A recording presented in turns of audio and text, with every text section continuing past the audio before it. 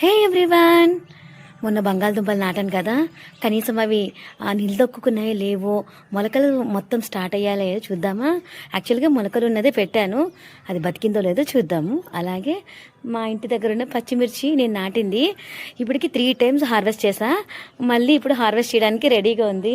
చాలా వరకు పండిపోయినాయి కూడా, బద్దక ఇచ్చి అలాగే వదిలేసా. సో చూద్దాం అవి కూడా. అంటే ఇప్పుడు మొలకలు కొంచెం ఎక్కువైనాయి అనమాట, అంటే వస్తున్నాయి, నిలదొక్కున్నాయి. ఇదిగోండి ఇక్కడ ఒకటి, ఇది కూడా బతికింది. అండ్ ఆనియన్ అప్పుడు పట్టుకుంటే మెత్తగా ఉంటాయి, ఇప్పుడు నీరు తగిలి కాస్త కాడలు గట్టిగా ఉన్నాయి.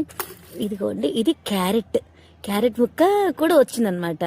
సో ఎందుకు వేస్ట్ చేయడం అని చెప్పేసి క్యారెట్ ముక్కను కూడా నేను చేసేసాను, ఇలా పెట్టేశాను మొక్కలో.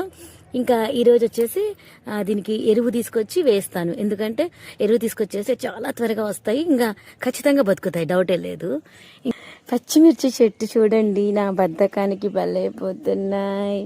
ఏం కాదు, ఎందుకంటే కొన్ని పచ్చిమిర్చి కొన్ని ఎండుమిర్చి, ఇవి తేజాకాయలు కదా, మస్తు కారం ఉంటాయి.